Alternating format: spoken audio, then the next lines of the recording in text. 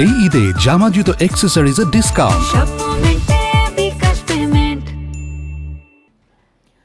অন্তর্বর্তী সরকারের প্রধান উপদেষ্টা অধ্যাপক ডক্টর মোহাম্মদ ইউনূস 4 দিনের রাষ্ট্রীয় সফরে জাপানের উদ্দেশ্যে ঢাকা ছেড়েছেন। মঙ্গলবার রাত 2:10 তিনি হযরত শাহজালাল আন্তর্জাতিক বিমানবন্দর থেকে জাপানের উদ্দেশ্যে রওনা হন। উপপ্রেস সচিব আবুল কালাম আজাদ মজুমদার জানান, বুধবার টোকিওর স্থানীয় সময় দুপুর 2:30টায় নারিতা আন্তর্জাতিক বিমানবন্দরে পৌঁছবেন তিনি। সফরে দুই দেশের মধ্যে বাজেট সহায়তা সহ নানা খাতে 7টি সমঝোতা স্মারক সইয়ের কথা রয়েছে। গুরুত্ব পাবে বাণিজ্য, বিনিয়োগ, রোহিঙ্গা, নিরাপত্তা সহযোগিতা। যোগ দেবেন ফিউচার অব এশিয়া সম্মেলনে। আগামী 31শে মে প্রধান উপদেষ্টার দেশে ফেরার কথা রয়েছে।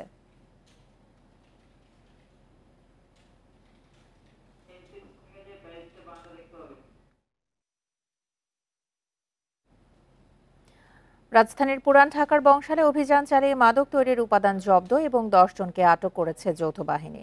অভিযোগের পরিপ্রেক্ষিতে মঙ্গলবার রাতে বংশাল থানা পুলিশ ও সেনাবাহিনী এই যৌথ অভিযান চালায়। অভিযানে 5টি দোকান থেকে মাদক তৈরির উপাদান, 1978 বোতল সালসা, প্রায় 20,000 টাকা, একটি মোটরসাইকেল ও কয়েকটি মোবাইল ফোন জব্দ করা হয়।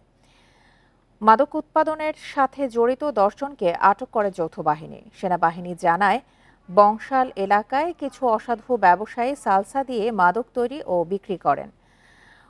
এলাকাবাসীর এমন অভিযোগের পরিপ্রেক্ষিতে অভিযান চালানো হয়। পরে জব্দকৃত মালামাল বংশাল পুলিশের কাছে হস্তান্তর করা হয়।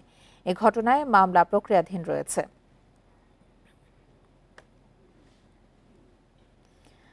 তিন ঘণ্টা অভিযানের পর কুষ্টিয়া থেকে গ্রেপ্তার হয়েছে 2 শীর্ষ সন্ত্রাসী সুব্রত বাইন ও মোল্লা মাসুদ। তাদের আরও 2 সহযোগীকে আটক করা হয়েছে রাজধানীর হাতিরঝিল থেকে। মঙ্গলবার বিকেলে ঢাকা সেনানিবাসে সংবাদ সম্মেলনে জানানো হয়, তালিকাভুক্ত সন্ত্রাসীদের ধরতে দীর্ঘদিন ধরে অনুসন্ধান চালানো হয়েছে। 2001 সালে প্রকাশ হওয়া 23 শীর্ষ সন্ত্রাসীর তালিকায় ছিলেন সুব্রত বাইন ও মোল্লা মাসুদ। মঙ্গলবার কুষ্টিয়ার একটি বাড়ি থেকে তাদের গ্রেপ্তার করা হয়েছে। একই সময়ে অভিযান চালিয়ে রাজধানীর হাতিরঝিল থেকে আটক করা হয় তাদের 2 সহযোগীকে। তাদের কাছ থেকে 5টি অস্ত্র ও 10টি ম্যাগাজিন উদ্ধার করা হয়। কুষ্টিয়া থেকে ঢাকায় আনার পর সংবাদ সম্মেলনে আইএসপিআর এর পরিচালক জানান, প্রায় 3 ঘণ্টা অভিযান চলে কুষ্টিয়ায়, তবে কোনো সহিংসতার ঘটনা ঘটেনি। গোপন তথ্যের ভিত্তিতে সফলভাবে 2 জন শীর্ষ সন্ত্রাসী এবং তাদের 2 জন সহযোগীকে গ্রেফতার করতে সক্ষম হয়।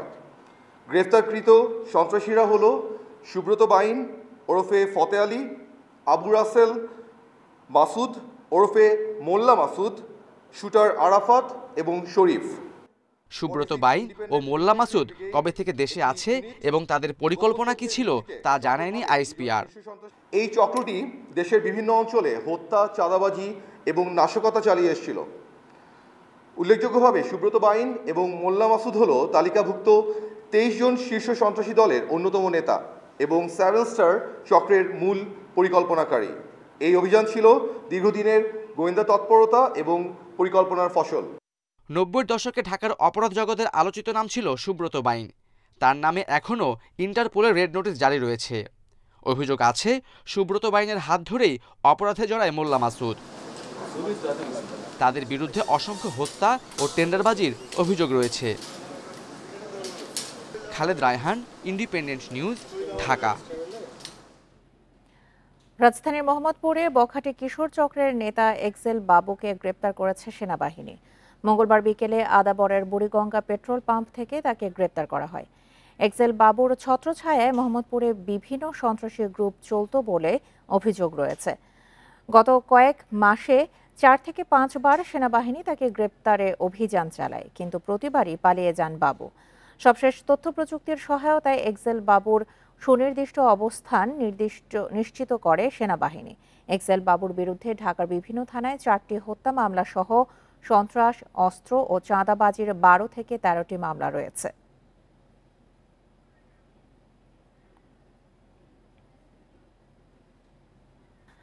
প্রধান উপদেষ্টার সঙ্গে বৈঠকে নির্বাচনের সুস্পষ্ট ঘোষণা না থাকায় হতাশ বিএনপি, জানিয়েছেন স্থায়ী কমিটির সদস্য খন্দকার মোশাররফ হোসেন।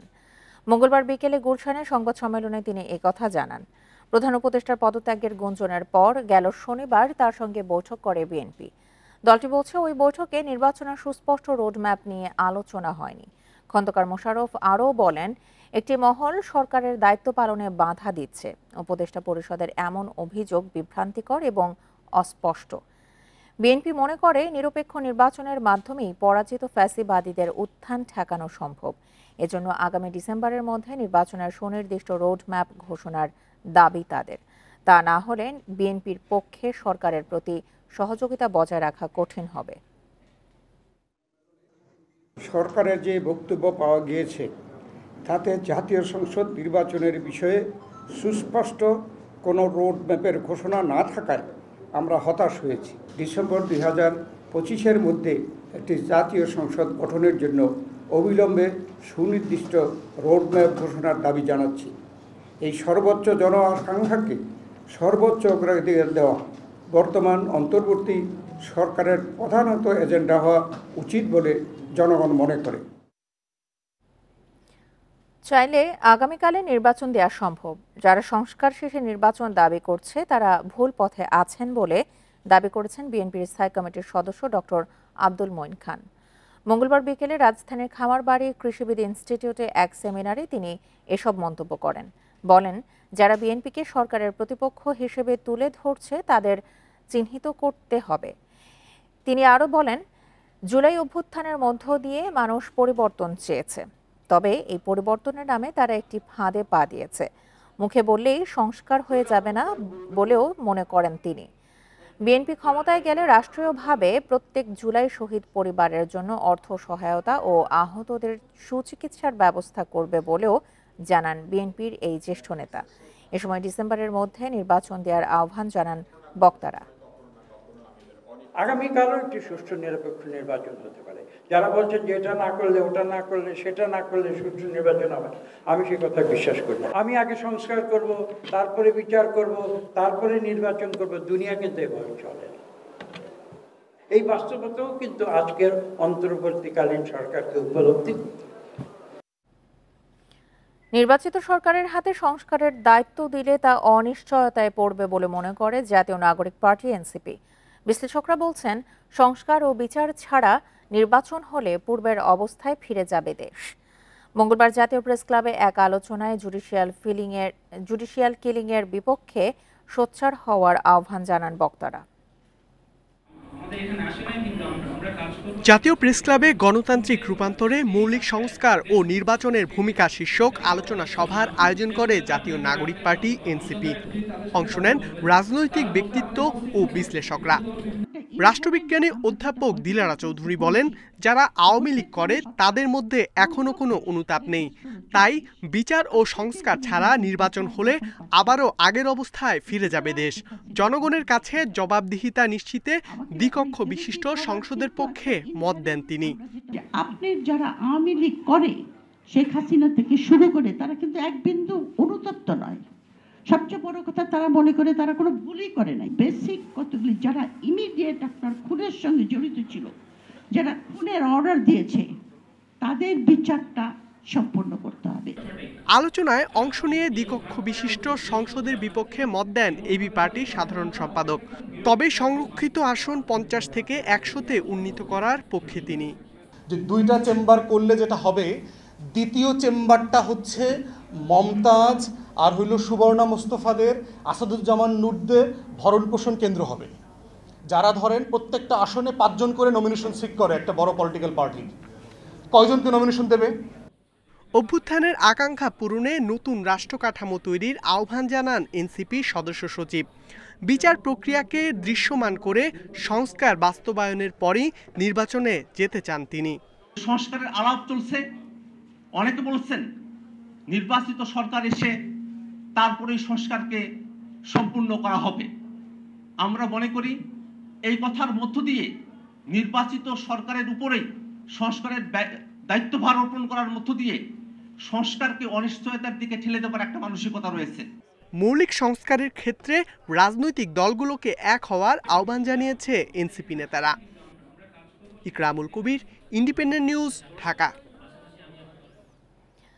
গণতান্ত্রিক দেশ গড়তে সুষ্ঠু নির্বাচন দরকার, তবে সেই নির্বাচনে ভোট বিক্রি না করার আহ্বান জানিয়েছেন এনসিপির মুখ্য সংগঠক হাসনাত আব্দুল্লাহ। মঙ্গলবার দুপুরে চট্টগ্রামের চকবাজারে সাংগঠনিক সফরে অংশ নিয়ে তিনি এই আহ্বান জানান। এ সময় তিনি বলেন, বিগত বছরগুলোর নির্বাচনে দিনের ভোট রাতেই শেষ করা হয়েছে, যে কারণে মানুষের প্রত্যাশা পূরণ হয়নি। এমন পরিস্থিতি থেকে মুক্তি পেতে যোগ্য প্রার্থী বেছে নিয়ে ভোট দেওয়ার আহ্বান জানান তিনি। দলের পথসভা কর্মসূচির তৃতীয় ও সমাপনী দিনে চকবাজার, বহদ্দারহাট, বিপ্লব উদ্যান ও অক্সিজেন মোড়ে পথসভা হয়।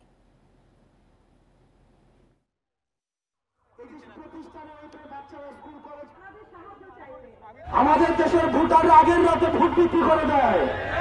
আপনার যোগ্য নেতৃত্ব নির্বাচনের পূর্বে আগে নিজে যোগ্য ভোটার হওয়া উচিত। মার্কা থেকে ভোট দেওয়ার প্রয়োজন নাই। যে আপনার সেবা করবে তাকে আপনারা ভোট দিবেন।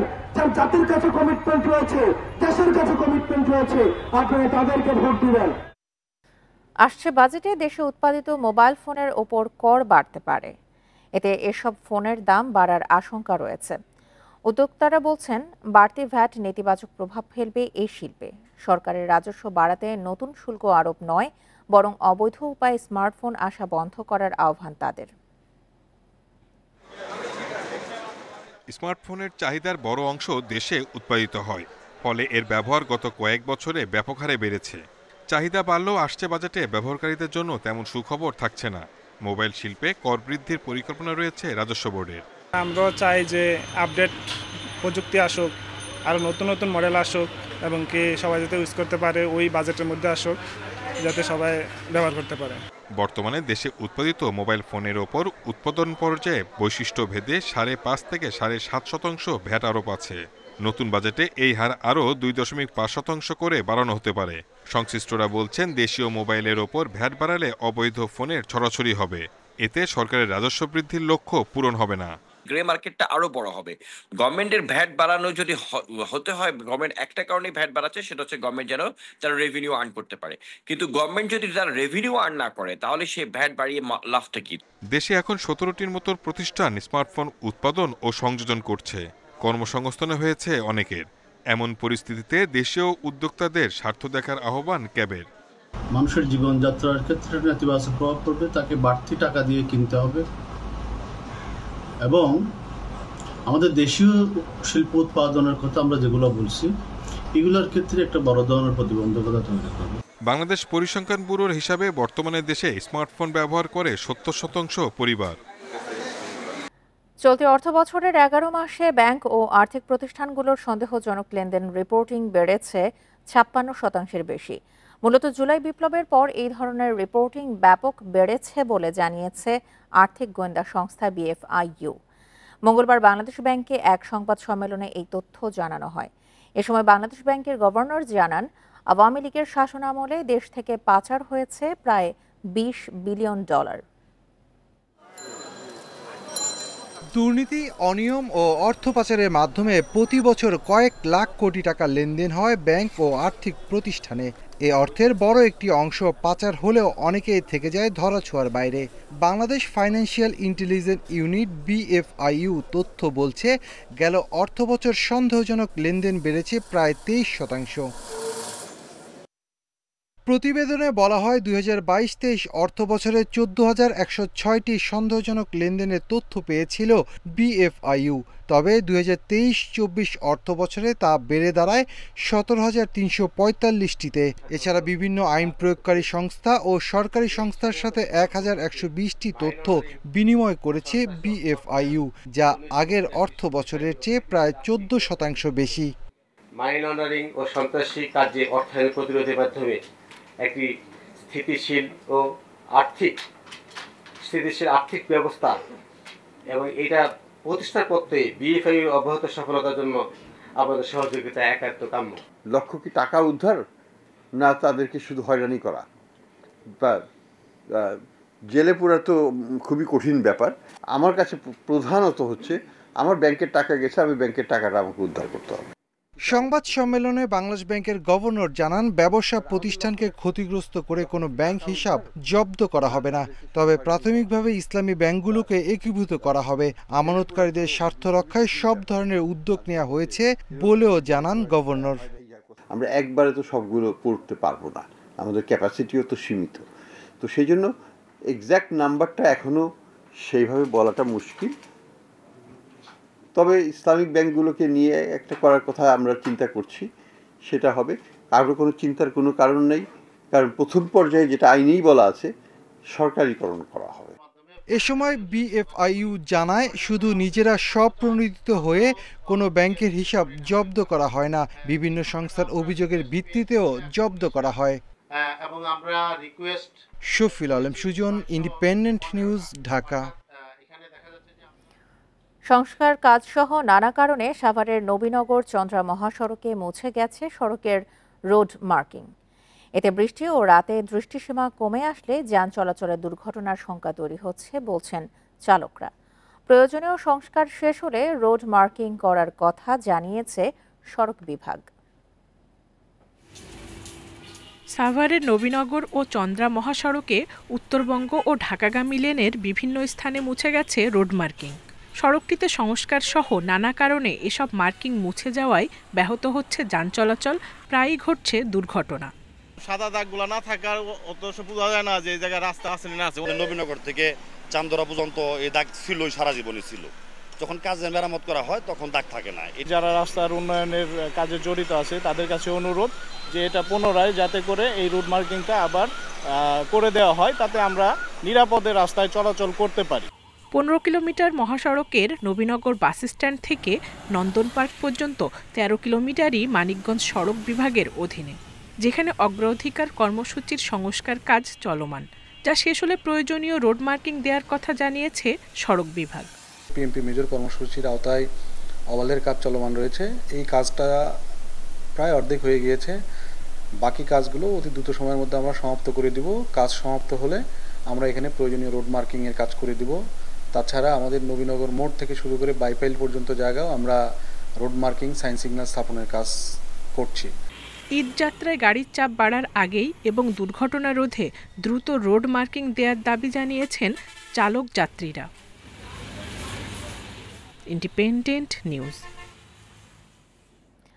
হাটে গিয়ে কোরবানির পশু কেনার ঝক্কি ঝামেলা এড়াতে অনেকেই পশু কিনছেন অনলাইনে, আবার কেউ কেউ সরাসরি খামারে গিয়েও বেছে নিচ্ছেন পছন্দের পশু। ঝামেলা ছাড়া এমন বেচা কেনায় খুশি ক্রেতা বিক্রেতা। প্রাণী সম্পদ কর্মকর্তারা বলছেন, এভাবে পশু বেচা কেনায় কারোরই লোকসানের আশঙ্কা থাকে না। ঈদ আসতে এখনো কিছুটা সময় থাকায় কোথাও সেভাবে জমে ওঠেনি কোরবানির পশুর হাট। তবে নোয়াখালীতে অনেক ক্রেতা খামার ঘুরে ঘুরে কিনছেন পছন্দের পশু। শহরের মানুষ ঝামেলা এড়াতে কেনার পর রেখে দিচ্ছেন খামারেই, যা ঈদের আগে পৌঁছে দিবেন খামারিরা। এই খামার থেকে গরু কিনলে সুবিধা হয়েছে, আপনার কোরবানির গরুগুলো ক্রয় করলে আপনার লাইভ ওয়েটে নেওয়া যায় এবং কি দামাদামি করেও নেওয়া যায়। দামও কম, ওজনও সঠিক পাওয়া যায়। এই জন্য আমাদের এখানে সুযোগ সুবিধা অনেক ভালো। জেলায় এবার ৬,৭২৬টি খামারে কোরবানির পশু প্রস্তুত করা হয়েছে। প্রাণী সম্পদ কর্মকর্তা জানান, খামার থেকে ওজন করে পশু বিক্রি হওয়ায় লোকসানের শঙ্কা থাকে না কারো। আমাদের দপ্তর সহ জেলা প্রাণী সম্পদ ৯টা উপজেলায় আমাদের অনলাইন প্ল্যাটফর্ম করা হয়েছে। ওইখান থেকে খামারিরা এবং অনলাইনে বিক্রি করছে তাদের ডিজিটাল স্কেলের মাধ্যমে। এতে তারা বেশ করে বাজারে গিয়ে অনেক ধরনের ঝুঁকি আছে, তারা নগদ টাকা চুরি, পকেটমার এটা থেকে তারা বাঁচছে। নাটোরের নলডাঙ্গার শান্টু ইসলামের খামারে প্রস্তুত করা হয়েছে বিটল, তোতাপুরি, হরিয়ানা সহ বিভিন্ন প্রজাতির ছাগল। খামার থেকে বিক্রির পাশাপাশি এসব পশু বিক্রি হচ্ছে অনলাইনেও। আমার ছাগল কোনোটাই হাটে নিয়ে বেচতে হয় না, অনলাইনের মাধ্যমে সারা বাংলাদেশে বিক্রি হয় এবং অনেকে ফোন দেয় তারা ছাগল নেওয়ার জন্য। এদিকে কুড়িগ্রামে কোরবানির জন্য 1,23,000 গরু ও 1,55,000 ছাগল লালন পালন করা হয়েছে। এর মধ্যে 3 শতাধিক খামারে সরাসরি ওজন করে পশু কেনাবেচা জমে উঠেছে। তাপস সরকার, ইন্ডিপেন্ডেন্ট নিউজ। কয়েকটি জরিপে দেখা যায় 71 থেকে 83% নারী মাসিকের সময় স্যানিটারি ন্যাপকিন ব্যবহার করেন না।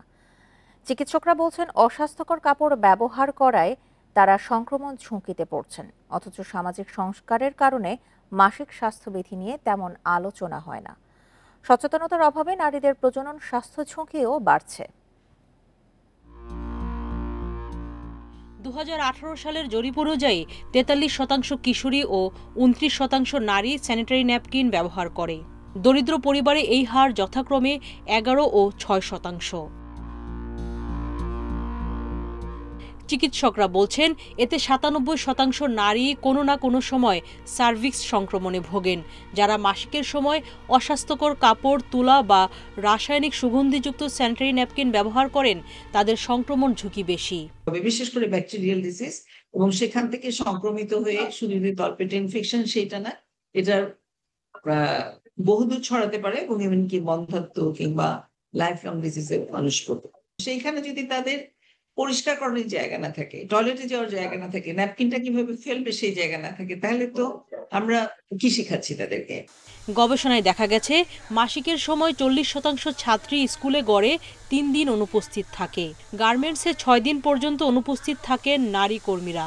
দাম বেশি হয় স্যানিটারি ন্যাপকিন ব্যবহারের বাইরে থেকে যাচ্ছেন শ্রমজীবী নারীরা। স্যানিটারি ন্যাপকিনের যে দাম সেটা তাদের পক্ষে ব্যবহার করা সম্ভব হয় না, তারা হয়তো কাপড় ব্যবহার করেন, সেটাও স্বাস্থ্যকর থাকে না। তো সেই জায়গা থেকে আমরা মনে করি যে প্রতিষ্ঠানগুলোতে যাতে শ্রমজীবী যারা শ্রমিক আছে সেই নারীরা তাদের মাসিককালীন সময়ে যাতে তারা সেই সুবিধাগুলো পান।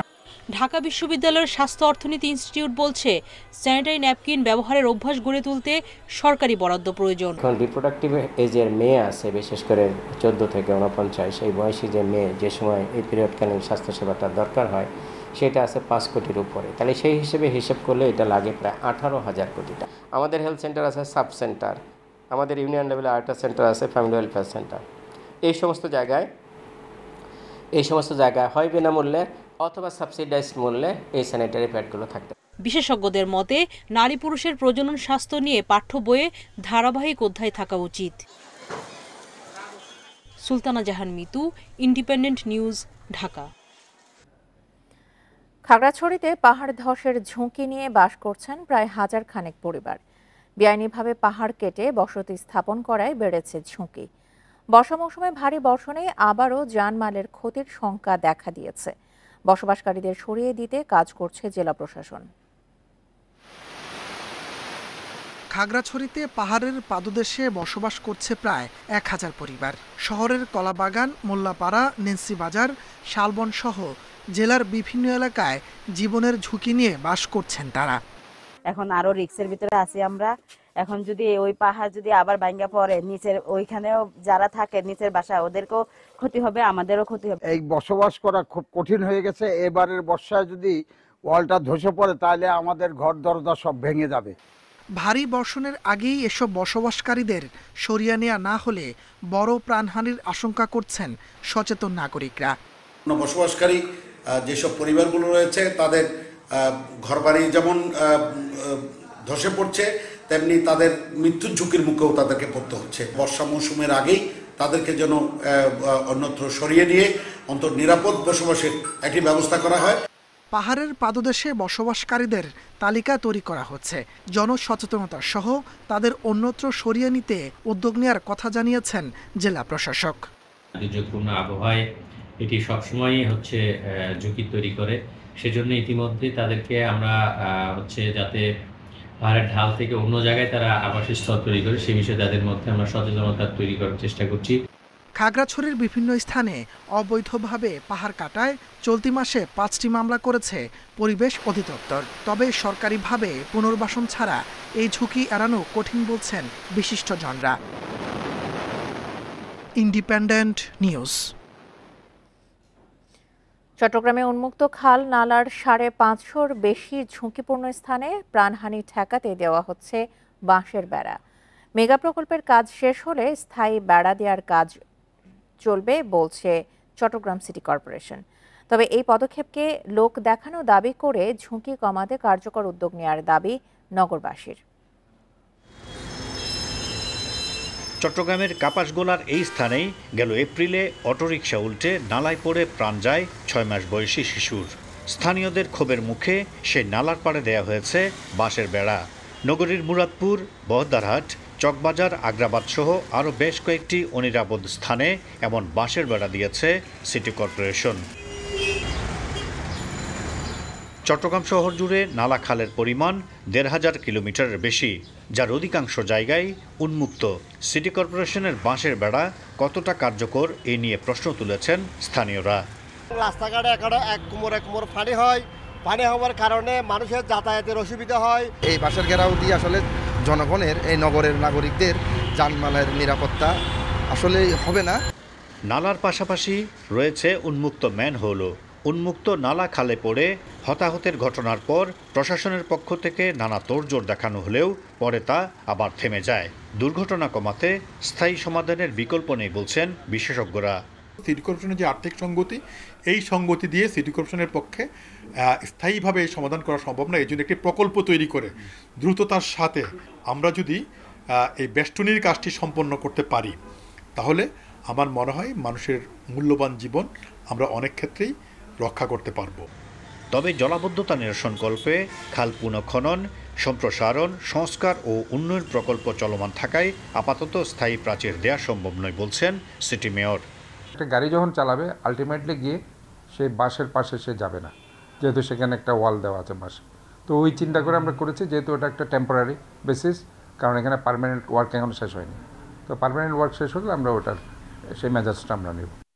চট্টগ্রাম শহরে ২০২০ সাল থেকে নালা খালে পড়ে প্রাণ গেছে অন্তত ১৪ জনের। এর মধ্যে ২০২১ সালে সবচেয়ে বেশি ৫ জনের মৃত্যু হয়েছে। এছাড়া ২০২৩ ও ২০২৪ সালে ৩ জন করে প্রাণ হারায়। Ahsan Riton, Independent News, Chittagong. মেহেরপুর ও চাঁপাইনবাবগঞ্জে কয়েকদিনের বৃষ্টিতে তলিয়ে গেছে নিম্নাঞ্চলের বোরো ফসল। শ্রমিক সংকটে ধান গাছ কাটতেও বেগ পেতে হচ্ছে। এতে ফসলের ব্যাপক ক্ষতির আশঙ্কা করছেন চাষিরা। ক্ষতিগ্রস্তদের তালিকা করে প্রণোদনা দেওয়ার আশ্বাস কৃষি কর্মকর্তাদের। মেহেরপুরের গাংনীর তেরাইল জোরপুকুরিয়া এলাকা। এক সপ্তাহ পর এই মাঠের ফসল ঘরে তোলার কথা ছিল, কিন্তু ৩ দিনের ভারী বৃষ্টিতে ডুবে গেছে কৃষকের স্বপ্ন। বেশি টাকা দিয়েও ধান কাটার জন্য শ্রমিক পাচ্ছেন না ধান চাষিরা। এতে তলিয়ে যাওয়া ফসল পচে যাওয়ার শঙ্কা বাড়ছে। জমি কন্ট্রাক্ট নিয়ে আপনারা এই যে আবাদ করেছি, দেখেন ধানের কি অবস্থা, দেখেন চারা বাড়ি একবারে ধানের কিছুই পাওয়া যাবে না। ভারী বৃষ্টিতে ধান ডুবে গেছে, ধান ডুবে গাছ বাড়ি যাচ্ছে, এমনকি লোকজনও পাইছেনি যে সে লোক যে কাটবে। কৃষি বিভাগের তথ্য, জেলার ৬০ ভাগ ধান কাটা শেষ হয়েছে। আরও ৩ দিনের বৃষ্টির সংখ্যা থাকায় যে কোনো উপায়ে বাকি ধান কাটায় জোর দিচ্ছেন কর্মকর্তারা। আগামী ৩ দিন ভারী বৃষ্টিপাতের সম্ভাবনা আছে। সেই হিসেবে যারা এখনো ধান কর্তন করেনি, শেষের দিকে একেবারে ধান কর্তন, সেখানে ৮০ ভাগ যদি আমাদের প্যাকেজে দ্রুত কর্তন করে সেগুলো যেন আমরা উঁচু জায়গায় রাখতে পারি। চাঁপাইনবাবগঞ্জেও ভারী বর্ষণে নিম্নাঞ্চলের ফসল তলিয়ে গেছে, এমনকি কেটে রাখা ফসলও নষ্ট হচ্ছে। কৃষি বিভাগ বলছে ক্ষতিগ্রস্তদের তালিকা করে প্রণোদনার আওতায় আনা হবে। বৃষ্টির কারণে ধান উঠাতে পারি না, ধান গেজে গেছে মাঠে। যদি বিঘাতে ২৫ মন হতো, এখন ধান হবে ১২ থেকে ১৩ মন ধান হবে আপনার বিঘাতে। আমরা এই মুহূর্তে কারিগরি যে পরামর্শগুলো দিচ্ছি সেগুলো দিতে থাকবো।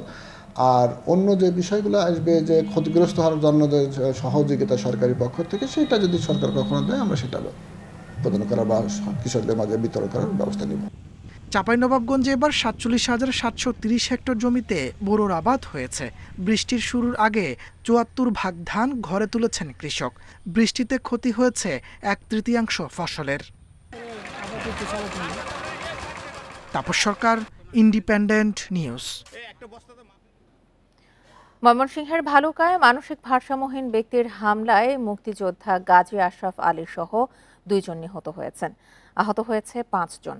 মঙ্গলবার বিকেলে ভালুকার ৫গাঁও গ্রামে এই ঘটনা ঘটে।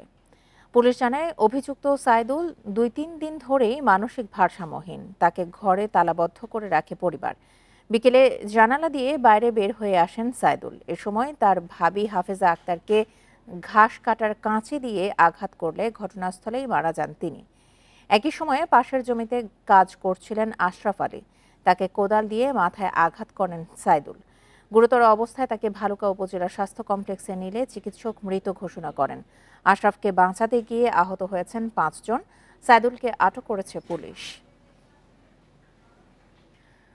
সৌদি আরবে জিলহজ মাসের চাঁদ দেখা গেছে। দেশটিতে ১০ই জিলহজ অর্থাৎ ৬ই জুন শুক্রবার উদযাপিত হবে ঈদুল আজহা।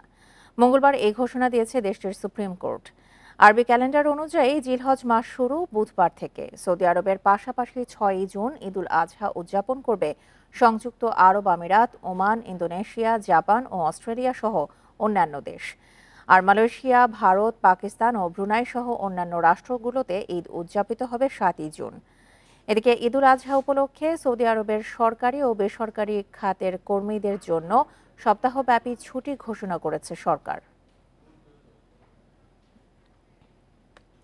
আর এই ছিল এখনকার মতো ইন্ডিপেন্ডেন্ট সংবাদে। ইন্ডিপেন্ডেন্ট টেলিভিশনের সব খবর আরও বিস্তারিত জানতে চোখ রাখুন ফেসবুক, ইউটিউব এবং এক্সে। ধন্যবাদ সবাইকে। আমন্ত্রণ পরে রেখেছেন।